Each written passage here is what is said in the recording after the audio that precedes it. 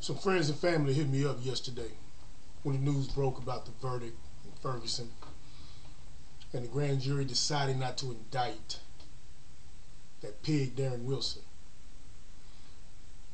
I was asked what my thoughts were on how we should handle it, how we should reply to the situation. And because we've been through this situation on several occasions for the past 50 years and nothing else has changed, I let them know I didn't know at that time yesterday. Heart was hurting, and sometimes you just can't talk on a hurt heart. And they're artists, the majority that was hitting me up.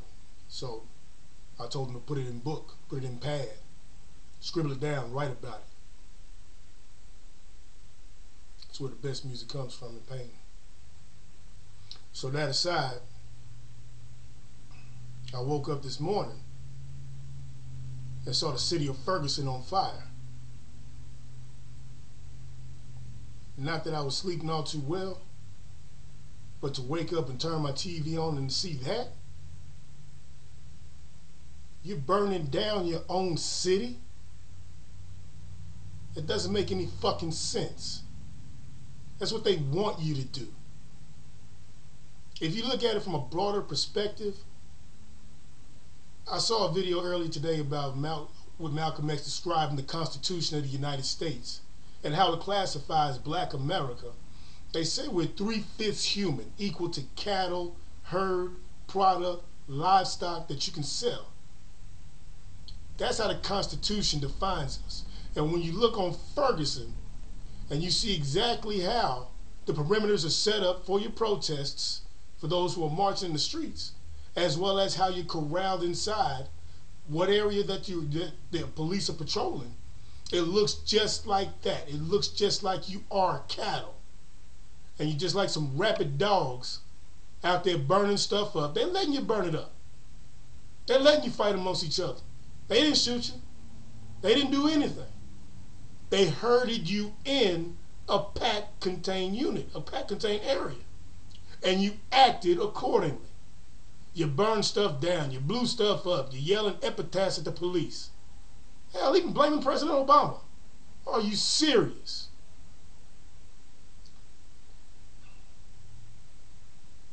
Listen, one, the businesses you burned down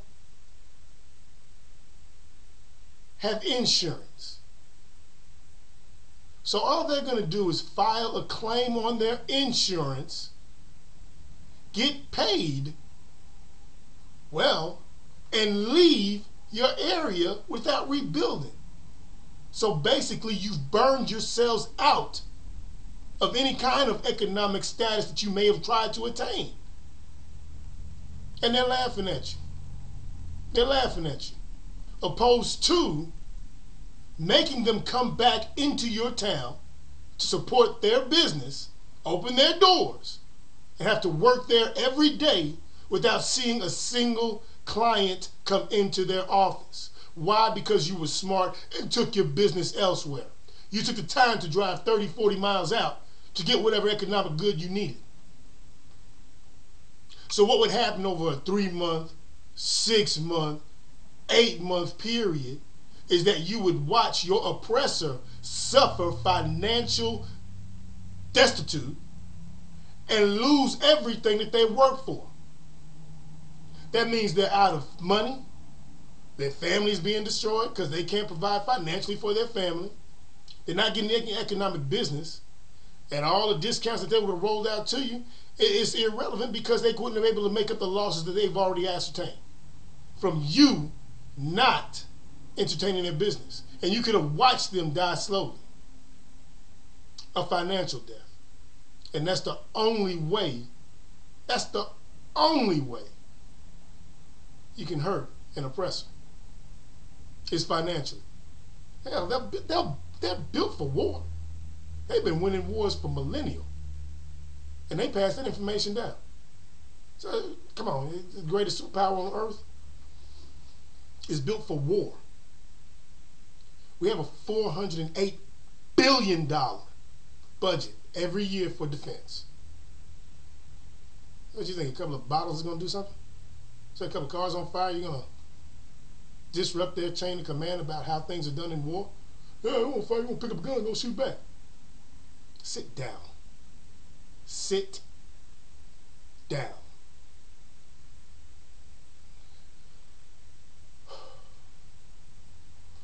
Let me equate some things to you. Relay some information. See it how I see it for a minute. Do what you do with it. One, first and foremost, this is about a family going through the loss of their child. To the Brown family, my heart and condolences go directly out to you. I have no idea how you're doing it. And Mr. Brown, I look at you sometimes when you're on television and sharing your pain. I look in your eyes and I see a true killer. I see a lot of me and you, and I'm sure that represents a lot of us. But you're maintaining your resolve. You're speaking guidance through in a very, very troubled time. And I really believe that you really haven't had time to grieve just as of yet, because of how strong you had to be for all of us, those that are really mad and really upset. Mrs. Brown, I'm not sure if that's the real proper term for it, but ma'am, the loss of your son. I can't imagine waking up and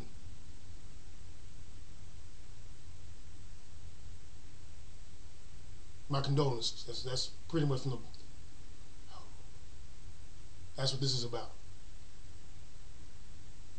So for all y'all out there, make sure you let the Browns know, the parents of Michael Brown Jr., how you feel. Support them. I'm sure that they would love to hear from you. Take the time to write an email message, write a letter. If you have some extra, donate to their charitable funds and support Michael Brown. And keep them in mind as first priority number one. Two, let me give you some interesting facts about what the media portrays versus the facts. The media portrays image, character assassination of blacks. They tell you that blacks are out of control, African Americans are out of control, their crime rate, their statistics, they kill each other, yada yada, blah blah blah. Here's some facts. The crime rate amongst African Americans is at its lowest rate in the past 20 years, since i.e. the war on drugs is initiated by Ronald Reagan and redone by George Bush. We're at the lowest rate today. As well as households without fathers' presence are at the lowest rate in the past 40 years. Men are standing up now and taking care of their children. It's a beautiful sight to see black men walking with their children, teaching their children, posting pictures online with their children. I'm not saying that their marriage is all well and good and all this good stuff right here. It doesn't have to be. But they realize the importance of being there for their child, and they're stepping up to it. They say black on black crime. There are more black men murdering black men every day than anybody can do by the police or anyone else. True. But white men murder more white men than any other ethnic culture as well. Hispanics murder more Hispanics than any other ethnic culture as well. Asians murder Asians. It's a cultural pot. It's where you're located versus on where the crime takes place. So basically what that means, if you live in an all-black neighborhood, chances are if you get into a scuffle, you're going to get killed by somebody who's black. Same with white, same with Hispanics, same with Asians, and every other culture. So don't get it twisted the way they try to twist it, and then the way we twist it on each other. Okay? So things are not as bad for black society, black America, as they put it out there for us, as far as within our own culture. 3, you have to be very clear and understand, everyone, that there is a legitimate war on black men and black boys. And it's gratuitous in regards to how it happens. It follows it's almost like a predestined line to make sure that you don't work and function in their society. What do I mean by that? One, the imagery that's put out there by mass major media. In the 80s, they had some great rap music. It was a message being sent. It was the black CNN, from Public Enemy to NWA, PMD, you name it. They were talking about what the frustrations was going on in our society, and the word got out. And then something happened. We started selling this music to people who didn't have our best interests in mind. They dumbed down the music, the information, to where they no longer put out the positive and kicked out the negative music, negative images, thugs, guns. What's it, thoughts now? The way we treat our women, stripping, spending money on rims and jewelry and things that you just really can't afford. Much less, why the fuck do you need it? You don't. You got to spend it because you want to go ahead and live up to an image. Two, the staggering arrest rate of African American men and boys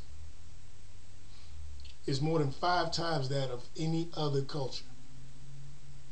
1 out of every 3 black men are going to be arrested, and much less have some time in prison, whether it be a local jail or actually a prison farm in itself.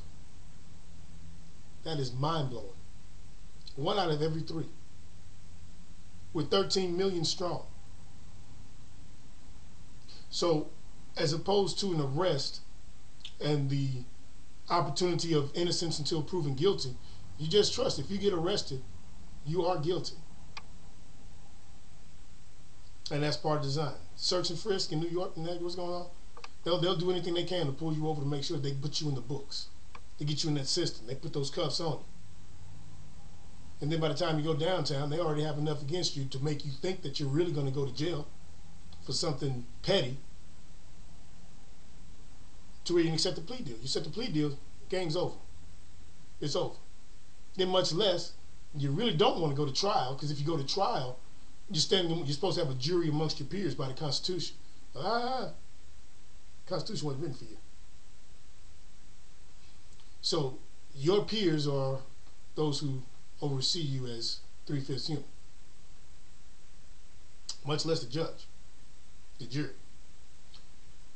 So if you understand not to take those chances versus those who understand how wrong it is and took their chances, and they're not sitting in incarceration for an extended period of time, then you understand what I'm saying is true. Going into the mass incarceration rate. Okay, if you have 13 million citizens of the United States who are African American, and the population of the prison is 65% African American, much less, now we're not talking about probation, we're not talking about on parole, we're talking about the population, total population of the world's largest prison system is occupied 65%, 70% by African Americans, who are only 13 million % of the population of the United States, and the total population of the United States is close to 300 million. What kind of chance, kind of odds are those? Now, when you come out of prison, they say to avoid recidivism, going back into jail and breaking the cycle of going to jail, you're supposed to get a job. They'll train you. They'll give you a background. Well, on how to do something. The problem is that, yeah, okay, it sounds all well and good while you're in jail. Well, let me learn something. Let me try to change my ways, although my ways wasn't too best up anyway. Y'all just kind of put me in the system. So you get a training, you get some kind of specialization, you get education, you get GED, even maybe get a college degree while you're in there. But you come out, and when you apply for a job, the #1 question on there is, well, have you ever been arrested? Much less, have you ever been convicted? Much less, background checks. You understand what I'm saying? You're not going to get it. You're not going to get the job. That's by design. That is by design. That is not by any fault of anyone's own. That is systematically in place. Also keep in mind as well, felons can't vote.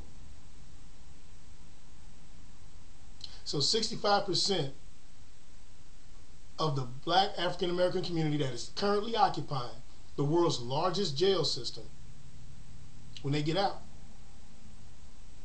you cannot vote.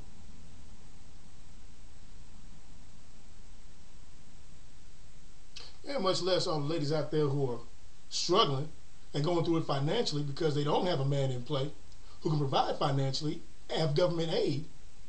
Government aid states, yeah, you can live there, your kid can live there. No man. You see how this is setting up?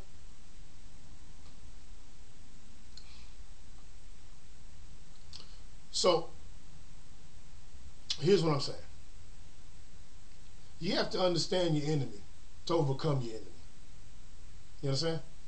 You have to understand that this whole system, how it's built and how it's laid out, is not designed for you to succeed. So if that's the case, you have to understand the enemy's game plan to circumvent it and be successful in your own right.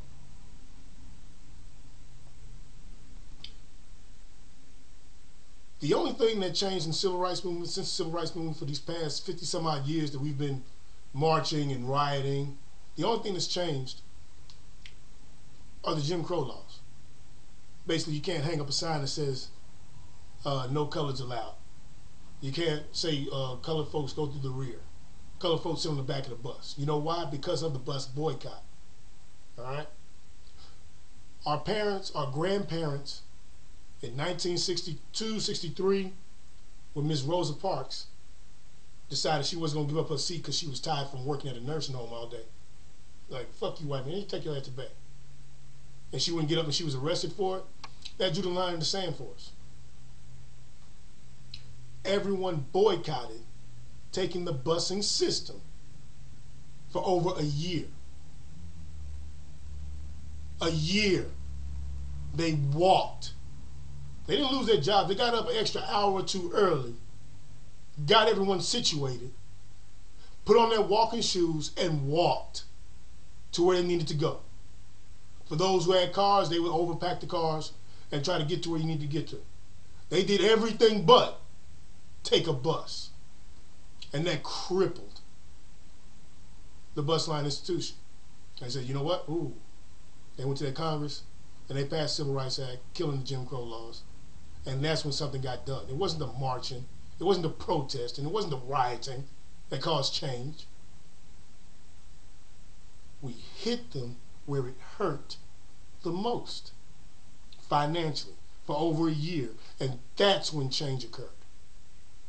And that's the only way change will occur.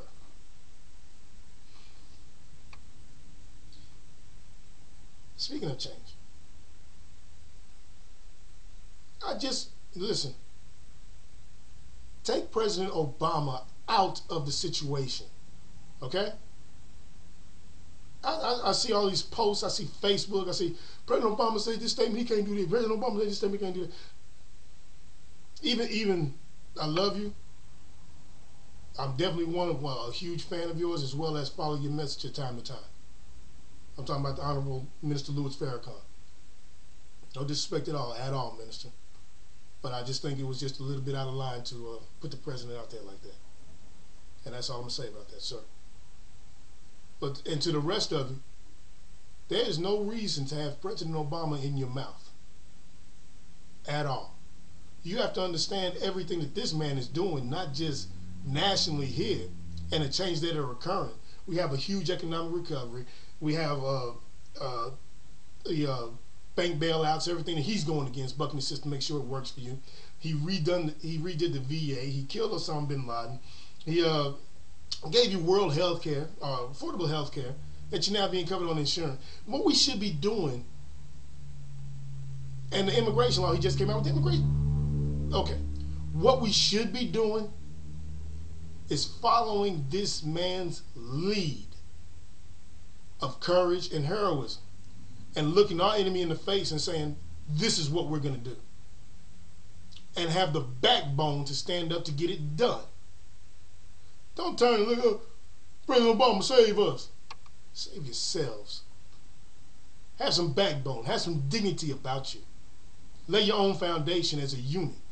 Follow his lead. What do I mean by that? Okay. Here's the way I see it. Again, the only way change comes is financially. If you hurt them and cripple them financially, you have to cripple your oppressor.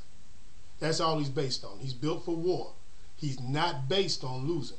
Remember what happened in 33 when the economic crash of 29 came over 33, whatever? They jumped out of windows because they lost some money. They jumped out of windows, killing themselves, going off cliffs because they lost some money. When you come from nothing, you got nothing, so you have nothing to lose. That's laughable to me, but not to them. That's laughable for you and I. We come from shit. We come from the gutter. You know what I'm saying? Oh my God, Flossin, we lost $50,000. I'm gonna kill myself. Coward. But anywho, that's what they're based on. So, this is how you strike back. And I know the predominance of you out there, you're not going to do it, so we'll start with baby steps. 1, for the imagery debauculation of our people, get rid of world star hip hop. Don't post a damn thing to it, from it, or about it.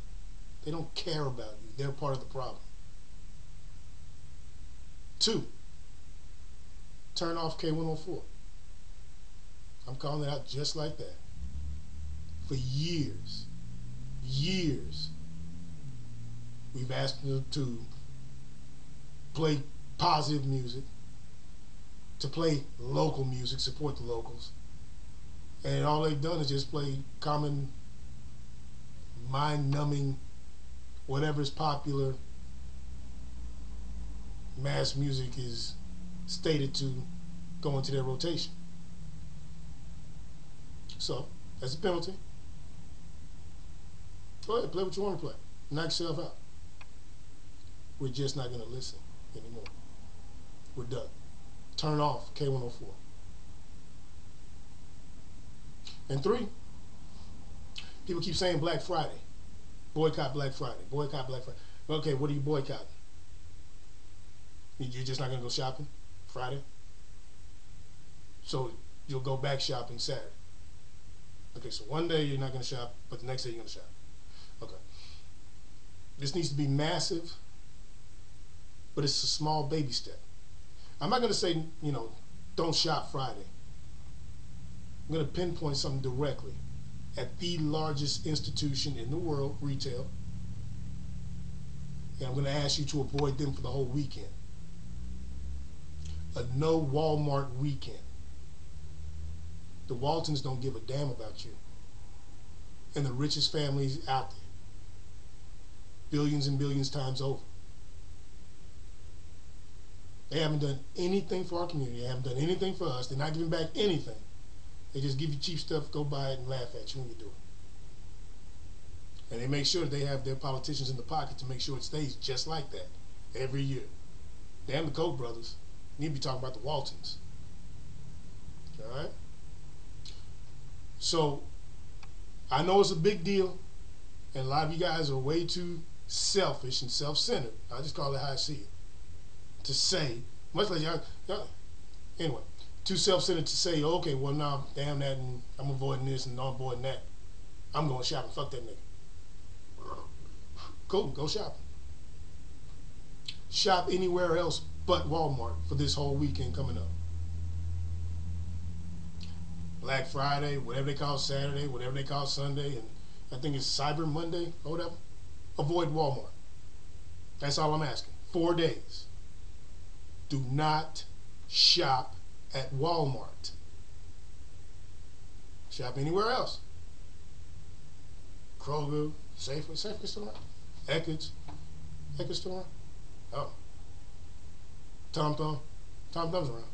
Albertson's around. Yeah, they're around. You got little mall areas and stuff. You got bazaars. You got local stores. Shop all those stores. Do not shop at Walmart for 4 days this weekend. That's all I'm putting out there. That's all we're asking.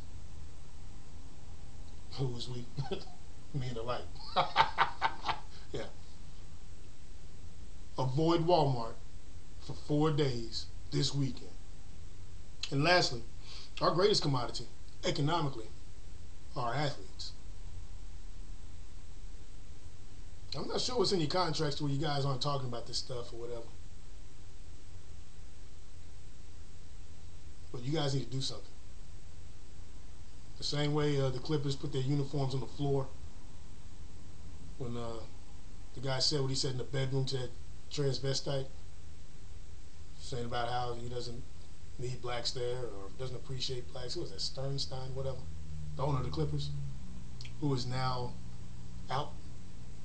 And you guys came out, put all your jerseys in the middle of the floor, and the name of your Clippers was Inside Out. That was nice. That's for one man. Right? We're talking about changing an environmental, systematic way of thinking in the United States of America. You guys need to do something. I don't know, maybe this young man was killed, Michael Brown was killed August 9th, right? Last year. Maybe 8 minutes, 9 seconds into the first quarter of whatever arena that you're in, or whatever field of practice you're in, you put your hands up, stop, and make a powerful statement. 8 minutes, 9 seconds into any contest, whether it's football, basketball, whatever. That 8 minute, 9 second mark, put your hands up. Yeah, something just came up top of my head, but it'll make a hell of a statement. Powerful statement. I'm not asking you to boycott games. I'm not asking you to, miss points or do scores, or do something crazy, or wear t-shirts inside. No. 8 minutes, 9 seconds into your contest.